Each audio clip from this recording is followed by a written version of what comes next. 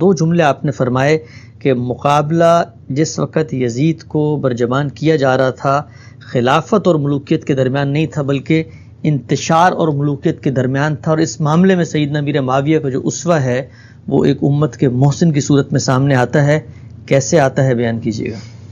میں نے پہلی بار یہ عرض کی تھی کہ صحابہ کرام کو جو مسئلہ پیش آیا اس میں انہوں نے ہمارے لیے یہ نمونہ قائم کیا کہ ایک تو مثالی صورتحال ہے، یعنی امرہم شورا بینہم کے اصول پر ایک نظم موجود ہے، اس کے مطابق حکومت قائم ہوئی ہے، لیکن اگر اس سے ہٹ کر تلوار فیصلہ کن ہوئی ہے، کسی شخص نے اپنا استیلا اور تغلب قائم کر لیا ہے، تو اب کیا کیا جائے؟ تو انہوں نے ایک فیصلہ کیا، اور ظاہر ہے کہ یہ قرن اول کا فیصلہ تھا، خیر امت کا فیصلہ تھا، صحابہ کرام کی جماعت کا فیصلہ تھا. میں نے یہ عرض کیا کہ مذہبی ذہن بالعموم مثالیت پسند ہوتا ہے. اس طرح کی صورتحال جو عملی طور پر مختلف چیزوں کا تقاضا کر رہی ہے، اس سے کیسے نمٹا جائے، انہوں نے اس میں ہمیں یہ تعلیم دی. اس پر میں تفصیل کے ساتھ گفتگو کر چکا ہوں. اب سوال یہ تھا کہ ایک متغلب کی حکومت تو قائم ہو گئی، وہ کسی طرح بھی قائم ہو گئی. یعنی بابر نے ابراہیم لودھی کو پانی پت کے میدان میں شکست دی اور ہندوستان پر اپنی حکومت کی پیدا کر دی، ہو گئی.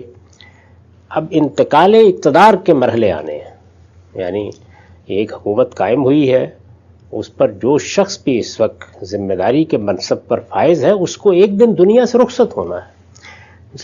جب وہ دنیا سے رخصت ہوگا تو انتقال اقتدار کا سوال پیدا ہوگا. یہ سوال کوئی پہلی مرتبہ وہاں پیدا نہیں ہوا، یہ عالمی سطح پر بارہا پیدا ہو چکا.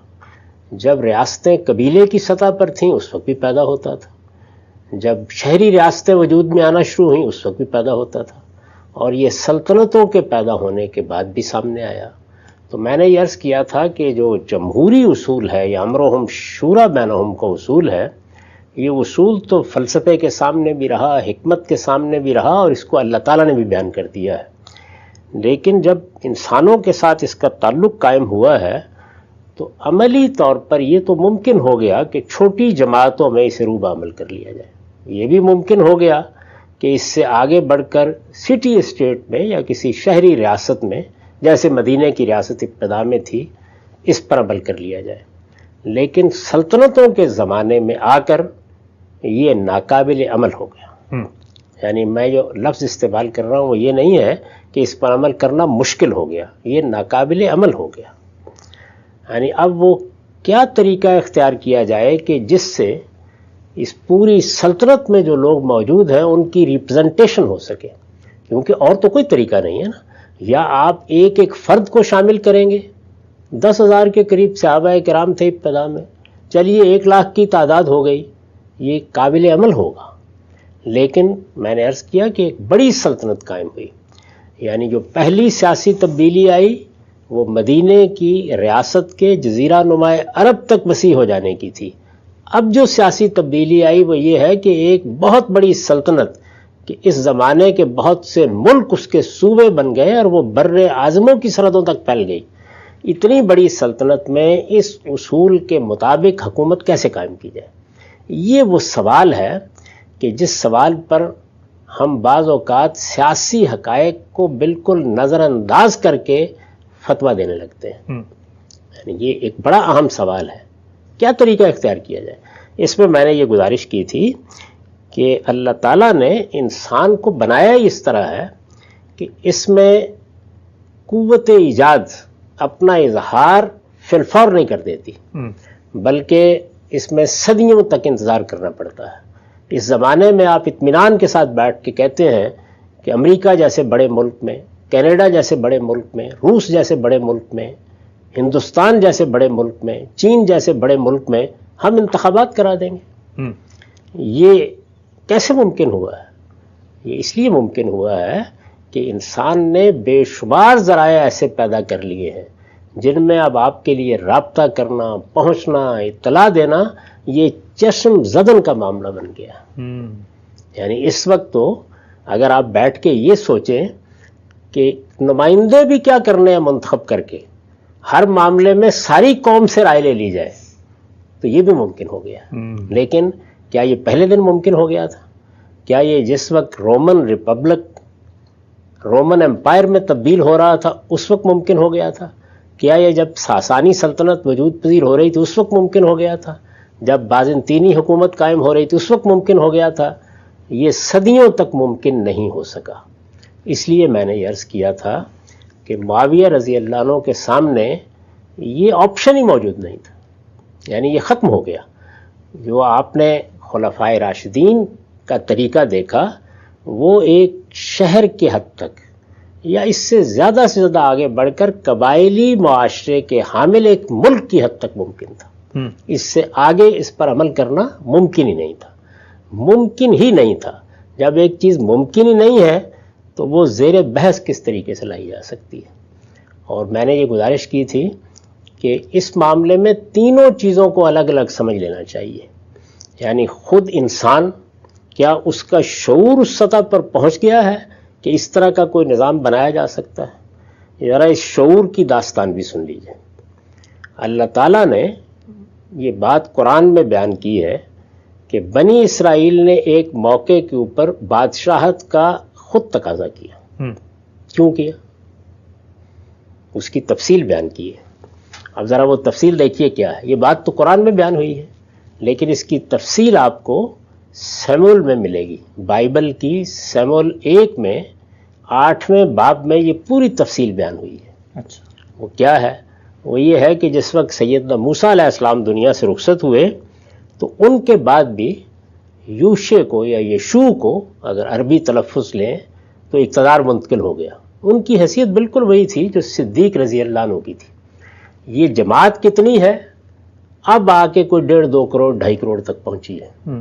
اب اس زمانے میں یعنی چند ہزار لوگ تھے، پھر چند لاکھ ہوئے. بنی اسرائیل کی جماعت، اس میں یشوع کے بعد جو طریقہ اختیار کیا گیا وہ یہ تھا کہ اللہ تعالیٰ اوپر سے رہنمائی کر رہے ہیں اور نیچے بس ایک حکمران کا تقرر ہو جاتا ہے. یشوع کے بعد اس کے لیے قاضی کا لفظ اختیار کیا گیا. چنانچہ اب بائبل میں یہ دیکھتے ہیں کہ یشوع کے بعد قضات کی کتاب ہے، یعنی قاضی لوگ وہ مقرر ہو جاتے تھے. کوئی دوسرا نظام قائم نہیں کیا گیا. کہہ سکتے ہیں آپ کہ بڑی حد تک اللہ تعالیٰ کی طرف سے تائید، لوگوں کی طرف سے انتخاب کی بنیاد پر ایک سادہ نظام چل رہا ہے اور ایک بڑی چھوٹی سی جماعت میں چل رہا ہے. یعنی ہزاروں افراد پر مشتمل ایک جماعت ہے جس میں یہ نظام چل رہا ہے. یہ بڑے طویل عرصے تک چلتا رہا، یہاں تک کہ سیمول نبی اللہ تعالیٰ کی طرف سے نبوت کے منصب پر بھی فائز ہوئے اور یہ قضاء کا منصب بھی انہی کے پاس تھا. وہ بوڑھے ہو گئے. جب وہ بوڑھے ہو گئے اور انہوں نے اپنے کچھ جانشینوں کا تقرر کیا تو قوم کے لوگ اس پر مطمئن نہیں ہوئے. اچھا، اور انہوں نے اپنے اضطراب کا بار بار اظہار کیا اور یہ کہا کہ ہمارے گرد و پیش میں جتنی ریاستیں ہیں یا سلطنتیں ہیں یا قومیں ہیں وہاں بادشاہت قائم ہے، تو ہمارے لیے بھی آپ ایک بادشاہ کا تقرر کریں. اب یہ بادشاہ کا تقرر کریں، یہ دیکھیے اس کا مطلب کیا ہے. اس کا مطلب یہ ہے کہ ابھی انسانی حقوق کا وہ احساس، ابھی وہ خود نگری، ابھی وہ خود شناسی پیدا نہیں ہوئی. یعنی انسان کے بارے میں نے پیچھے بھی یہ عرض کیا تھا کہ ایک ہے اس کا اخلاقی شعور اور ایک ہے اس کا مذہبی احساس. یہ تو وہ لے کے آیا ہے، یہ پہلے دن نمودار ہو جائیں گے. لیکن ایک ہے اس کا سماجی شعور، یہ وقت کے ساتھ سامنے آتا ہے. جس طرح قوت ایجاد کے نتائج وقت کے ساتھ نکلتے ہیں، اس کے بھی وقت کے ساتھ ہی نکلتے ہیں. اس زمانے میں بھی انسان کا معاملہ یہ ہے کہ وہ اپنی فطرت میں یہ داعیہ رکھتا ہے کہ جو لوگ اس کے اوپر حکومت کریں وہ بہت شان و شکوہ کے ساتھ حکومت کریں.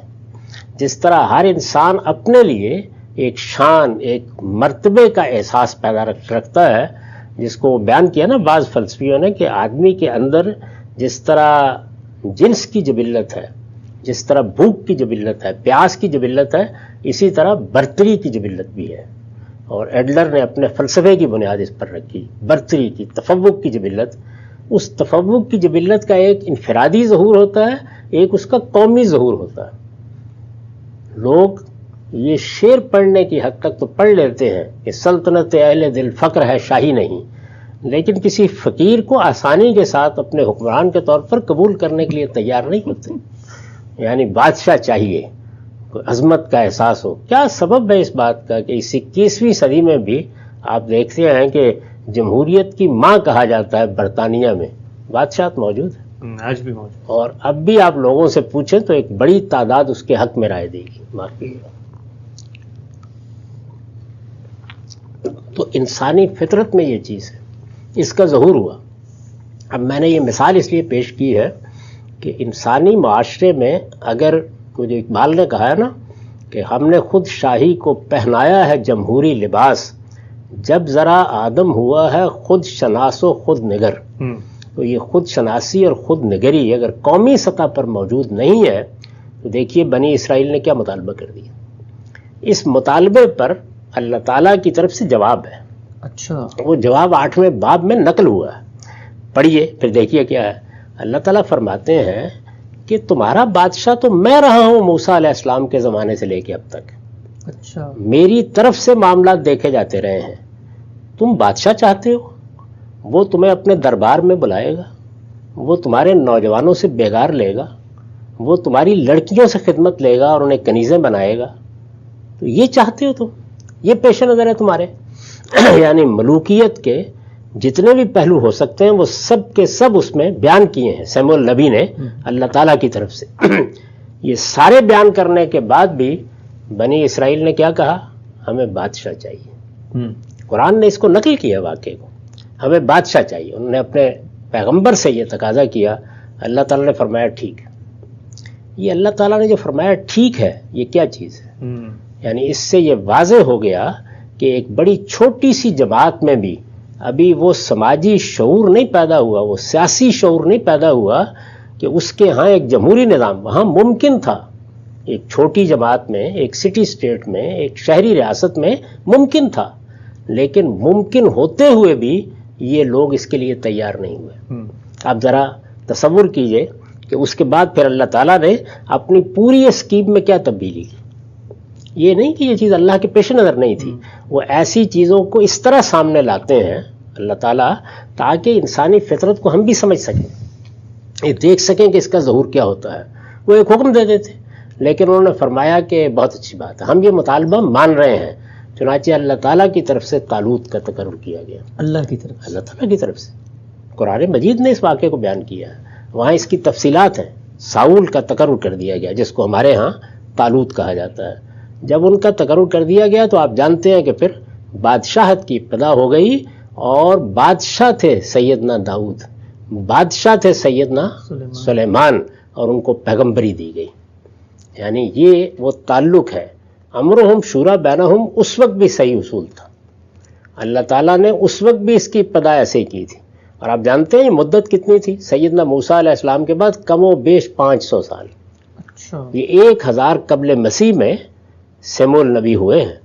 تو اس وقت پھر یہ تبدیلی کی گئی اور اس بات کو قبول کر لیا گیا کہ بنی اسرائیل جو خدا کی جماعت ہے، جس کا انتخاب آسمان سے کیا گیا ہے، جس کے لیے مملکت بھی اللہ تعالیٰ نے خود منتخب کی ہے، اور یہ کہا ہے کہ یہ الارض المقدسہ ہے، وہاں اب بادشاہت ہوگی. زمانہ، حالات، انسانی تمدن، انسان کی خود شناسی، خود نگری کس درجے میں ہے، اور پھر یہ کہ تمدنی تقاضوں کے لحاظ سے کیا چیز ممکن ہے، یہ سب دیکھنا ہوگا.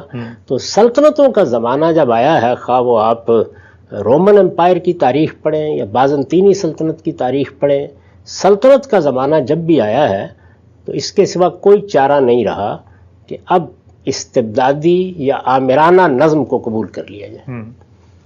میں پھر عرض کروں گا کہ یہاں سوال یہ نہیں ہے کہ آئیڈیل طریقہ کیا ہے، مثالی طریقہ کیا ہے، کیا چیز زیادہ بہتر ہے، کیا چیز پسندیدہ ہے. وہ امرہم شورا بینہم ہی ہے اور قیامت تک وہی رہے گا.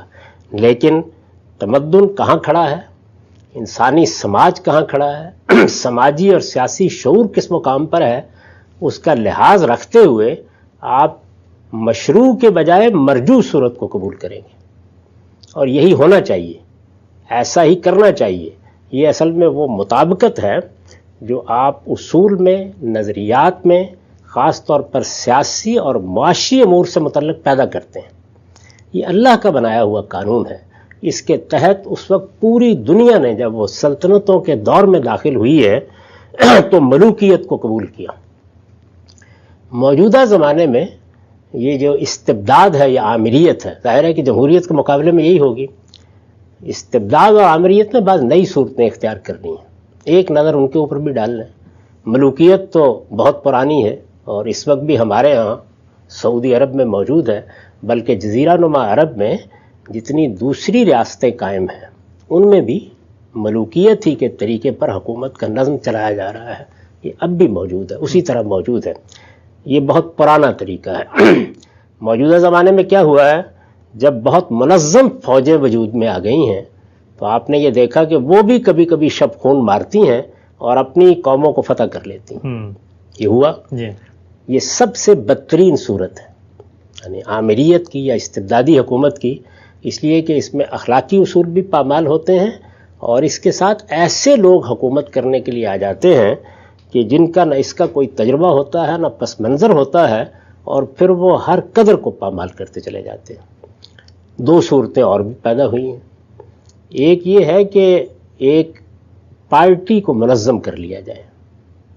موجودہ زمانے میں چونکہ سیاسی جماعتیں بھی پیدا ہو گئیں، یعنی قبائلی نظم کے بجائے سیاسی جماعتیں وجود میں آ گئیں، تو ایک ایسی پارٹی پیدا کر لی جائے کہ جو اقتدار سنبھالے. گویا ایک نوعیت کی ایرسٹوکریسی. افلاطون نے خواب دیکھا تھا کہ حکومت فلسفیوں کے پاس ہونی چاہیے. اس کا خیال یہ تھا کہ یہ کیسے ہو سکتا ہے کہ ہر آدمی کو آپ یہ حیثیت دے دیں. وہ جو اقبال نے کہا ہے نا کہ جمہوریت ایک طرز حکومت ہے کہ جس میں بندوں کو گنا کرتے ہیں، تولا نہیں کرتے. تو اس کا بھی خیال یہی تھا کہ ایک فلاسفر کنگ ہونا چاہیے، یعنی عالم فاضل، یہ جاننے والا کہ اقدار کیا ہے، یہ جاننے والا کہ عدل کیا ہے، ایسا کوئی شخص ہونا چاہیے. انسان اس کا خواب دیکھتا رہا ہے. اس کو اصطلاح میں ایرسٹوکریسی کہا جاتا ہے. تو ایک نوعیت کی ایرسٹوکریسی ظاہر ہے ایک پارٹی کی حکومت میں وجود میں آ جاتی ہے. ایک نظریے کے ماننے والوں کی ایک منظم اقلیت آپ نے پیدا کر لی، اور ایک پارٹی ہے کہ جس کو اب اقتدار حاصل ہو گیا ہے. باقی لوگ اس کی آمریت کو قبول کرتے ہیں، اس کے استبداد کو قبول کرتے ہیں. اسی طریقے سے ایک تجربہ ہم مسلمانوں نے کر کے دکھایا ہے، اور اطمینان رکھیے اس پر افلاطون کی روح خوش ہو سکتی ہے. وہ یہ ہے کہ علماء کی حکومت. یعنی ظاہر ہے کہ فلسفی کیا برتری رکھتے ہیں، وہ علم رکھتے ہیں، شعور رکھتے ہیں. وہ انسانوں کے درمیان سے اقدار کو، عدل کو، انصاف کو، اس کے ظہور کو بہتر سمجھ سکتے ہیں. افلاطون کا استدلال یہی تھا. تو ظاہر ہے کہ اسی کو ایک آپ مذہبی معاشرے میں لے آئیے تو کون لوگ ہوں گے؟ وہ علماء ہی ہوں گے. گویا علم و دانش کی حکومت. تو اس کا ایک نمونہ ہم نے ایران میں پیش کیا ہے. ایک دوسرا نمونہ اب ہم افغانستان میں پیش کرنے جا رہے ہیں. اس میں بھی کیا ہوگا؟ استبداد اور آمریت ہوگی. تو یہ چیزیں تو زمانے نے بہت کروٹیں لی اور تاریخ نے بہت ورق بدلے ہیں، اس کے بعد وجود میں آئی ہیں. اس وقت جب یہ مسئلہ درپیش تھا، پوری دنیا میں اگر کوئی متبادل صورت موجود تھی، اسٹیبلش تھی، سلطنتوں نے اس کو اختیار کر رکھا ہوا تھا، وہ کیا تھی؟ ملوکیت. اس لیے معاویہ رضی اللہ عنہ کے سامنے پہلا انتخاب تو تھا ہی نہیں. اب انہیں کس چیز کا انتخاب کرنا تھا؟ اور یہاں میں تھوڑی دیر کے لیے ٹھہر کر آپ کو یہ بھی بتا دوں کہ یہ ملوکیت کا طریقہ اختیار کیوں کیا گیا. یعنی آپ یہ کیوں کہتے ہیں کہ بڑا بیٹا حکومت سنبھال لے گا، اسی خاندان کا کوئی فرد؟ اس لیے کہ اصلی مسئلہ انتقال اقتدار میں پرامن انتقال اقتدار ہے.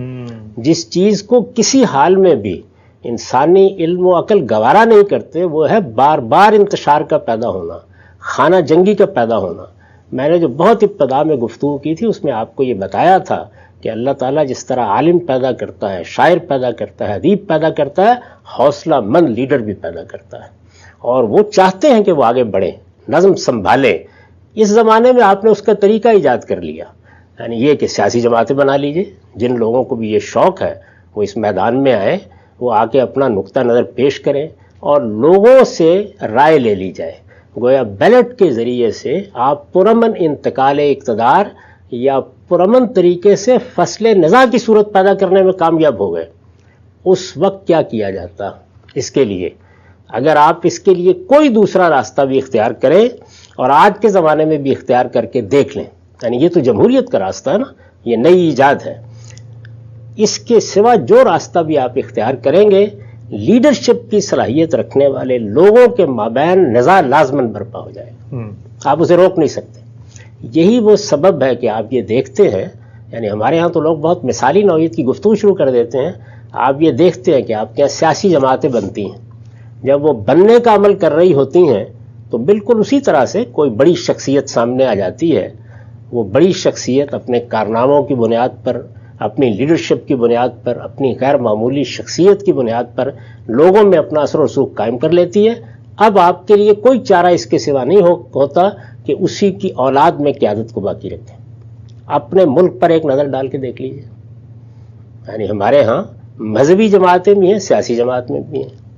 وہ جماعتیں کہ جو لبرل نظریات کی حامل رہی ہیں, مثلا پیپلز پارٹی کو دیکھیں, مثلا ANP کو دیکھیں. وہ جماعتیں جو مذہبی تاثر کے ساتھ ہیں, مثلا جمعیت علماء اسلام کو دیکھ لیجئے. میں سیاسی جماعتوں کی بات کر رہا ہوں. یہ خیال نہ کیجیے گا کہ جماعت اسلامی کا ذکر کیوں نہیں ہو رہا, وہ اپنی اصل کے لحاظ سے کوئی سیاسی جماعت ہے ہی نہیں, نہ اس طریقے سے بنی ہے. اس کے بارے میں الگ سے گفتگو کی جا سکتی ہے. جو سیاسی جماعتیں ہیں, خواہ وہ مذہبی پس منظر سے ہیں, خواہ وہ سیاسی پس منظر سے ہیں. مسلم لیگ کو دیکھ لیں. یہ کیوں کیا جاتا ہے؟ اس لیے کیا جاتا ہے کہ قیادت کے معاملے میں نزاع کا خاتمہ کر دیا جائے. جب آپ اس کو ایک خاندان تک محدود کر دیتے ہیں, جب اس کے لیے آپ ایک طریقہ متعین کر دیتے ہیں کہ مثلا بڑے بیٹے کو منتقل ہو جائے گا, یا اولاد میں سے کسی کا نام لے دیا جائے گا تو اس کو منتقل ہو جائے گا, تو دوسری جانب خود آپ کے امراء میں, آپ کے ساتھیوں میں, آپ کے مصاحبین میں بڑے بڑے لوگ ہوتے ہیں, ان کی بڑی شخصیات بھی ہوتی ہیں, وہ علم و عقل میں بھی ممتاز ہوتے ہیں, لیکن ان کے سپرد معاملہ کیوں نہیں کیا جاتا؟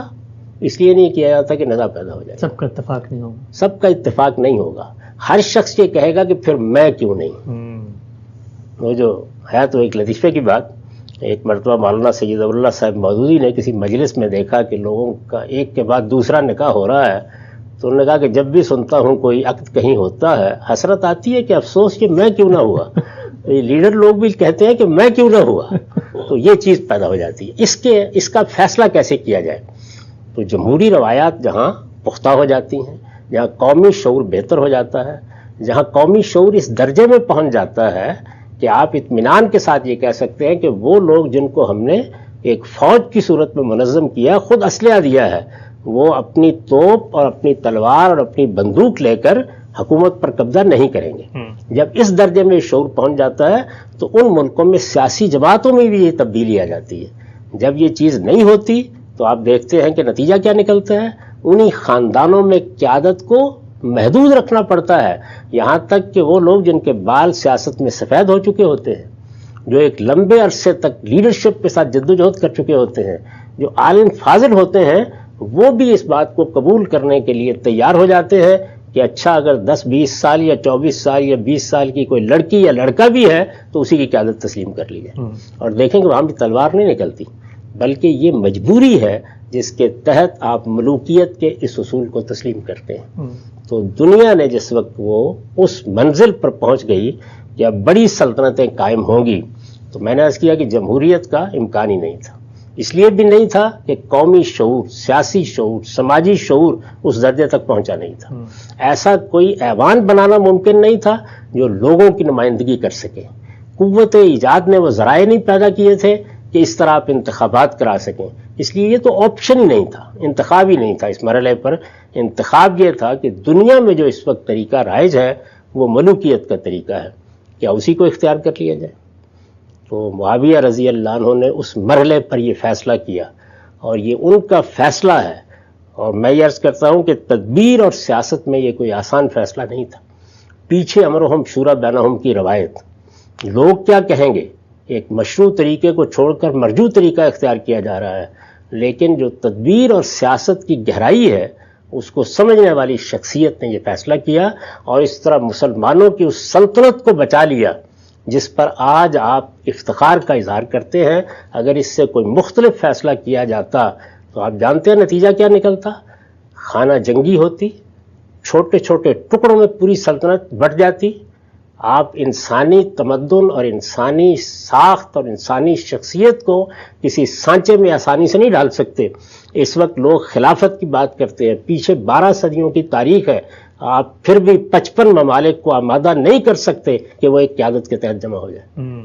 ان حقائق کا ادراک کرتے ہوئے یہ میں کہتا ہوں کہ یہ اللہ کا شکر کرنا چاہیے کہ ایک ایسی شخصیت موجود تھی جو اس طرح مثالیت پسند نہیں تھی کہ پوری کی پوری قوم، ملت، پوری سلطنت کو انتشار کے حوالے کر دیتی.